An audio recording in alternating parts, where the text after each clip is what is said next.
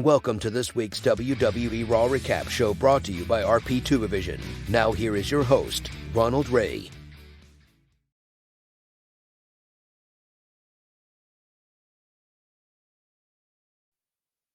Hello, ma'ams and sirs, and welcome to this week's WWE Raw Recap show.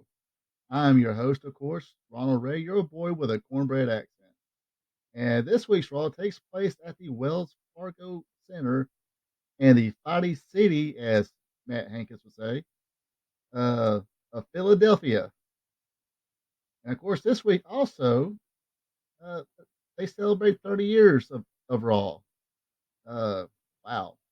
So 1993. Oh boy, I'm old. I was 17, I believe. Sorry, I'm not that good at math. I mean, I gotta take off all my clothes just to count to 21. Uh, Stole that joke. Anyway, before we get started, if you're not a subscriber yet, feel free to take that mouse and hit that subscribe button. It would sure be appreciated. Now let's get on with the show. And leading off here is the music of Real America, which means the immoral.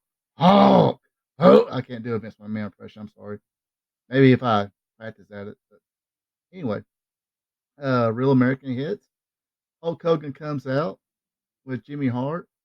And speaking of Real American, that's probably on my top 10 list of uh, favorite interest music that was made for a specific wrestler, like original made, not something you hear on TV or on radio, excuse me. Uh, anyway, Hulk Hogan comes out and he states, at the prime of Hulkamania, a teeny little show called Monday Night Raw started. Uh, I would not.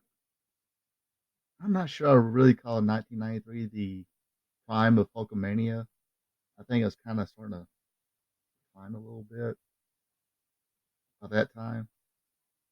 Uh, I mean, it ran. I mean, come up. Was it 83, 84? It started. Uh, it was a hell of a run, but it did kind of start to decline a little bit. Anyway, uh, gave a great little promo here. It has some mic glitches here. So you indie guys who or indie showrunners who have an indie show and you get some audio glitches. Hey, I have this in the big leagues too. Don't feel so bad. Of course, Hogan does it. Gets a cheap pop from for name dropping the Eagles. Um, and of course, after that, we get into a Raw is XXX package, video package. And now, Tribal Court is in session with the Honorable Roman Reigns presiding. And no surprise, also is a ECW chant coming from the crowd in Philadelphia. As soon as Paul Heyman gets the mic, the prosecuting attorney, by the way, is Paul Heyman. He gives video evidence that there may be something up with Kevin Owens and Sami Zayn. After the video, Heyman screams in Sami Zayn's face, say, "Hey, you're as guilty as charged," which is the name of one of his pay-per-views, ECW pay-per-views. Anyway, things didn't look quite good for Sammy. It looked rather bleak. Uh, Roman Reigns had enough. He called for Solo, and Solo was born ready and eager to play Executioner. But with a knowledge, of him doing that, Jey Uso came in and saving him. Uh, Jey Uso said, "Hey, I got video defending Sami Zayn and showing that Zayn has nothing but love and has always had the bloodlines back." As the Sami Uso chant starts breaking out, Reigns grabs the mic and states that Sami Zayn is not guilty right now. Uh, Reigns said, "Hey, finish your business tonight." Uh,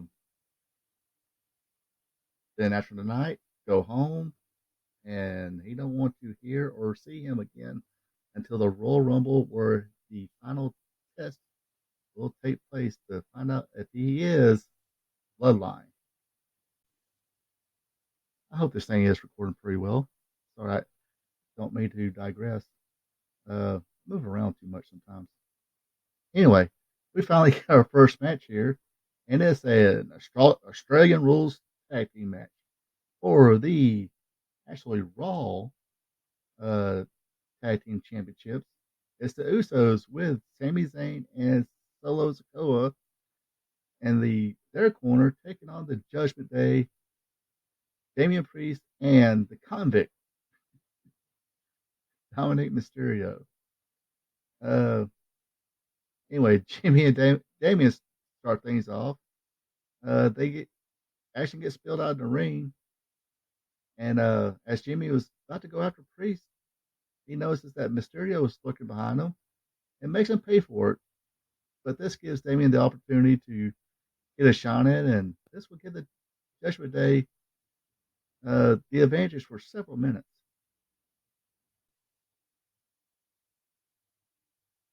And Jay would actually finally get the tag in and gets the advantage.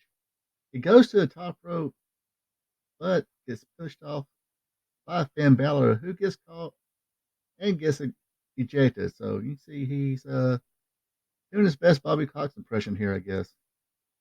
He don't like being ejected from the ringside here. Anyway, Jimmy does return to action here, but gets hurt. Not sure if it's legit or not.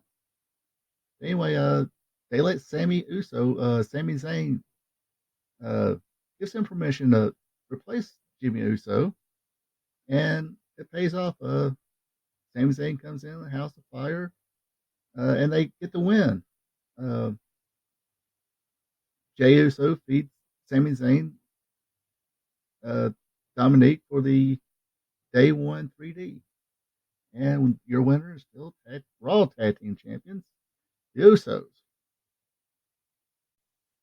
And apparently we have a big poker game being hosted by Ron Simmons. JBL and Baron Corbin trying to get in. Godfather informs JBL, though, that you're invited, but your lackey or your friend is not because he's not on the list. JBL asks the owner of this establishment and comes in through the door marked APA. In his APA shirt is Mr. Unfuckwithable Ron Simmons. JBL asks Ron Simmons, hey, just check the list again. And of course, he has Corbin hands him a wad of cash for a little bit of incentive. And, hey, yeah, JBL, you and Baron Corbin can come right on in. LA Knight is in the ring, not wanting to wait for the Royal Rumble to face Bray Wyatt. He wants him right here, right now. Then all of a sudden we hear a gong of a bell, a little bit of a power outage, followed by Sabbath True by Metallica. Just kidding. It's Kid Rock's American Badass. And the American Badass, The Undertaker, makes his way to the ring riding his steel horse. Not sure what LA Knight was thinking. I think he ate Wheaties this morning and believed the hype that the commercials for Wheaties mentions. He also mentions that he's not softy like the Undertaker was referring to on the Joe Rogan show, but says Bray Wyatt would make a list of the softies in the back. LA Knight also says he envisions a headline that says LA Knight sends the Undertaker to meet the Undertaker. So he'll give him a pass and starts walking back up the ramp to the back. Then we get another power failure. The Fireflies were out, and out comes Bray Wyatt, which causes LA Knight to kind of take a step back from going to the back. Now, when Knight makes his way back to the ring, he gets goozled by The Undertaker. But instead of a choke slam, Undertaker decides to beat him to Bray Wyatt. And Bray Wyatt proceeds to nail LA Knight with a Sister Abigail, and a holy shit chant rightfully breaks out. And it looks like we have a Undertaker also whispers something to Bray Wyatt's ear. It almost looks like a little uh, passing of a torch deal here. We get back to the poker game where we see DDP, Otis, Chad Gable, uh, Medusa, Corbin's in there playing. In the background there, we see Loomis, Organo, uh, Candice LeRae, his wife, Jimmy Hart. And in this particular hand, DDP gets the win with a roll flush. Of course, up next was supposed to be the cage match between Becky Lynch and Bayley. But as Becky Lynch was making her way to the ring, she is attacked by Io Sky and Dakota Kai. Becky tried to take them all on, but that numbers game always wins. They throw Becky right in the cage, and all three members of Damage Control just start putting a whooping on Becky Lynch. The officials, including Adam Pearce, comes out and makes way. There's really, I don't think the match really ever got started. I don't think there was a winner, so hey, it is what it is. Now we can't have any kind of Raw special anniversary, whatever, without a D-Generation X segment, can we?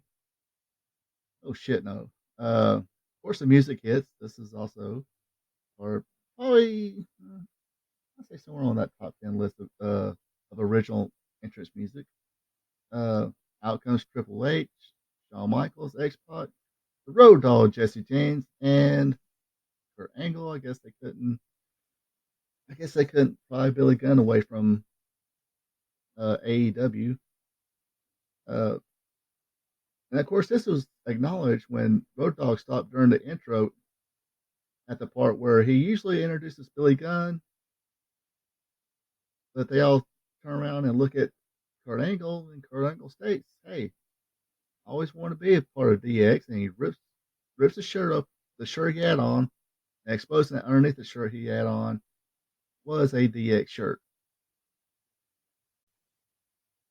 Now, as Triple H was trying to make his big introduction, or his let's get ready to, you know what, he gets interrupted by the Imperium.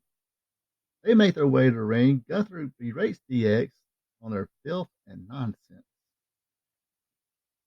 He also states they make a mockery of the sport. Uh, he said that they're there to kick DX out of the ring unless any of them have anything to say.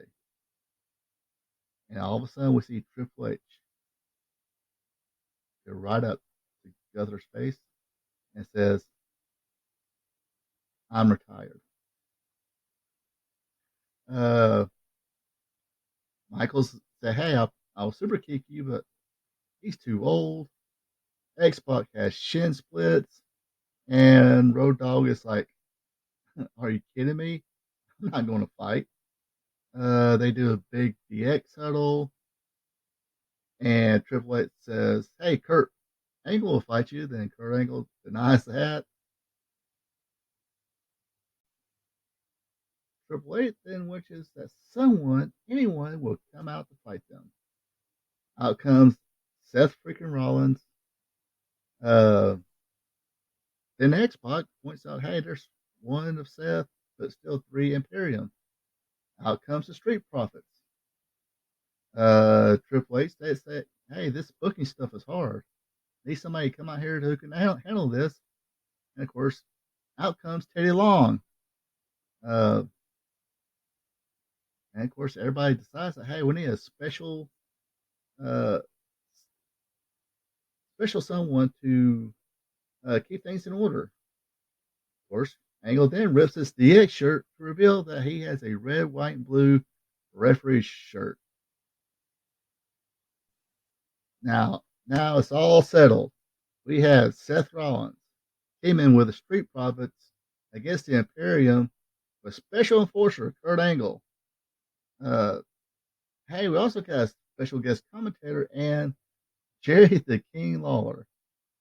Uh, Seth Rollins and the Street Profits started out pretty strong at the beginning, getting the shine early. But through some cheap tactics, the Imperium would take full control. Now, even though he went to fight him, when Gunther did get in Kurt Angle's face, he didn't mind pushing him back. So, anyway, the comeback ensues with almost a tribute to Kurt Angle. You see the Street Profits get in a double ankle lock. Seth Rollins pulls out a ankle slam. In the end, though, it's a pedigree from Rollins, big spine muster by Dawkins, Montel Ford with a beautiful frog splash. I think he's probably got the best frog splash since Rob Van Dam. Uh, then a curve stomp by Seth Rollins to seal the deal. And your winners are Seth Rollins and the Street Profits. Now we get the conclusion to the big poker game going on. And it looks like Baron Corbin cleans up here. Uh, up until IRS Erwin R. Sykester, uh, aka Mike Rotundo, and a lot of you young folks probably recognize him as being Bray Wyatt and Bo Dallas's dad. Anyway, it reminds them that hey, pay your taxes, and of course, IRS opens up the briefcase, puts all the money in the briefcase, uh, then hands Baron Corbin $100 bill. Say, hey, you earned that. DiBiase, of course, puts the $1 million belt over his shoulder, does his laugh, and leaves. And there's only one thing left to say, and that's damn.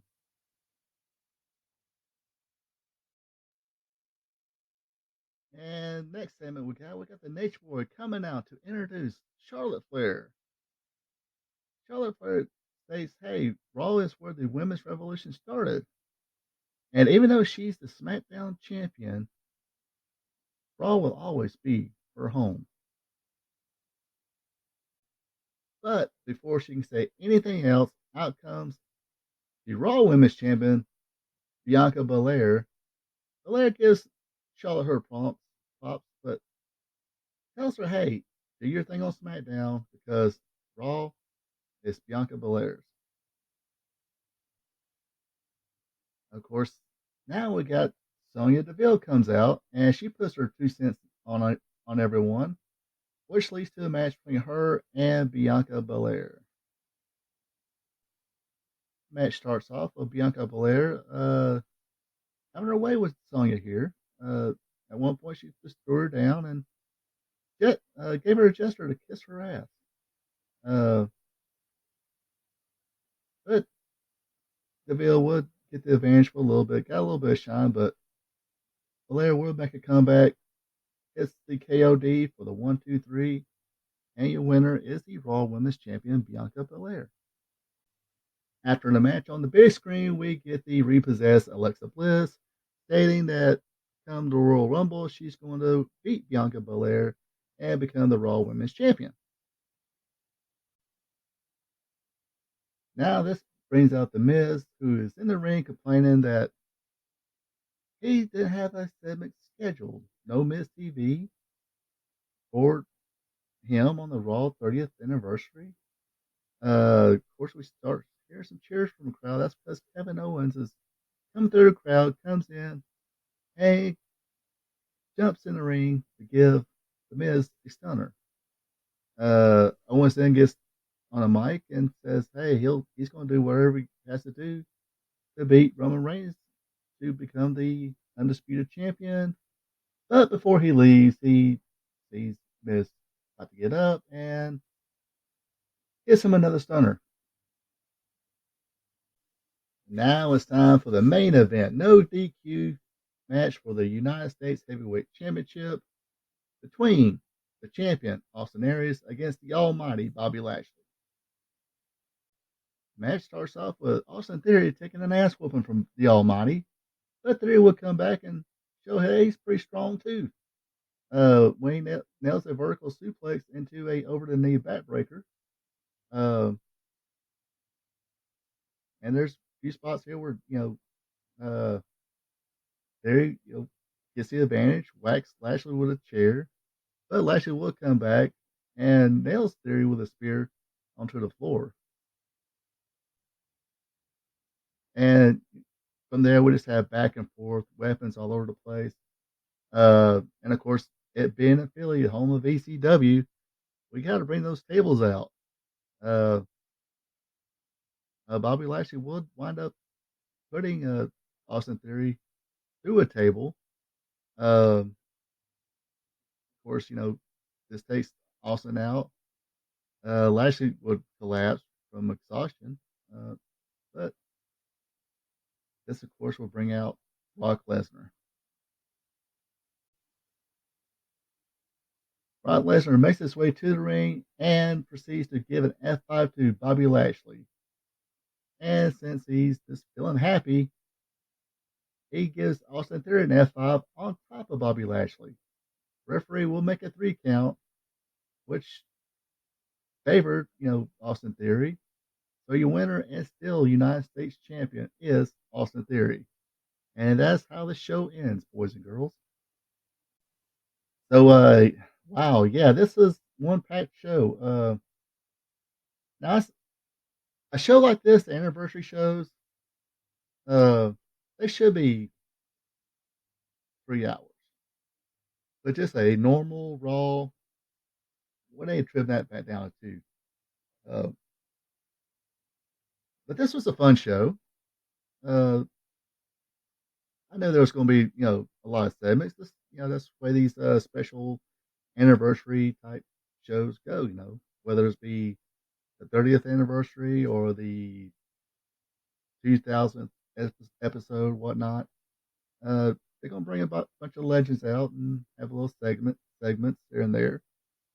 It keeps things interesting. Things like that will keep a 3-hour show interesting. Just your normal, typical Raw for 3 hours, it's kind of lagging. You start to feel it there a little after the 2-hour mark. So it would be nice to have Raw back to 2 hours. Anyway, the segments were great. They were funny. They were entertaining. The matches were solid, and the storylines progressed. And like I mentioned before, this not only the 30th anniversary show, it was also the go home Raw before the Royal Rumble, and I feel that they accomplished having fun and hyping the Royal Rumble as well. So, like I said, that's just my opinion. What do you guys think? Leave a comment if you want to. And that will wrap up this week's Raw Recap show. And as always, you folks have a good one, and I'll see you next time. We here at RP Tube Vision would like to thank you for tuning in. Don't forget to like, subscribe, and share. Also check out friends of the show Ecolife Natural for home-crafted candles, hand cloth, and other home and personal goods. Look them up on Facebook. Link will be available below the video. That is Ecolife Natural.